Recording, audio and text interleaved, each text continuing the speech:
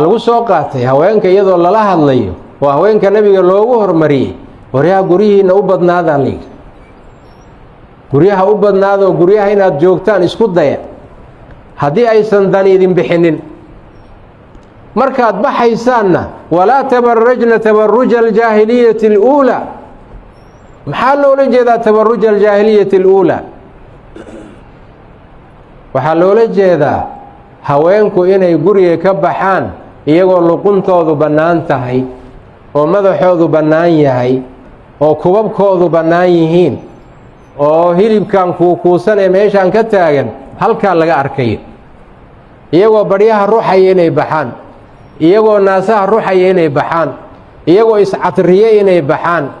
inay ragga dhuunta ka galaan inay iyagu ragga ka hadal bataan waxa laga hadlaya tabarruj aljaahiliya laga hadlaya kaas weeyaan carabtuna way samayn jirtay oo xaflad madaxeed lama qaban jirin inay haween badhyaha ruxayaan mooyeen lama qaban jirin adugu hadda ama ogolo ama ha ogolaan laakiin carabtii laga soo tegay oo islaamku uu kii ka soo guura xaflad ma qaban jirin ilaa gabdha inay u niikinayaan mooyeen maxaa iska galay dad waaweyn oo muslimiin ah iyo haween inay badhyaha ruuxaan bal xigmada ku jirta adigu sheeg adigu intaa in la eg oo xigmo ah ku jirta dhawakaas ha lagu maqlo waxa keliya oo inuu ku jira la fahmayo waxa weeye dadka meesha fadhiya inay ku raaxaysanayaan niikadan iyadaa iyo badhyahan la ruxay wax kale maaha jaahiliyadu marka walaalayaal afartaa tiir bay ka istaagaysa xukunka qabka qofka bani aadamka ah qabyaaladda see laga yeelayaa qoysaska iyo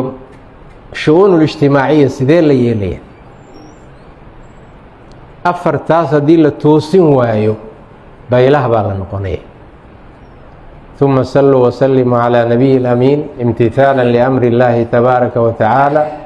إن الله وملائكته يصلون على النبي يا أيها الذين آمنوا صلوا عليه وسلموا تسليما اللهم صل على محمد وعلى آل محمد كما صليت على إبراهيم وعلى آل إبراهيم وبارك على محمد وعلى آل محمد كما باركت على إبراهيم وعلى آل إبراهيم إنك حميد مجيد.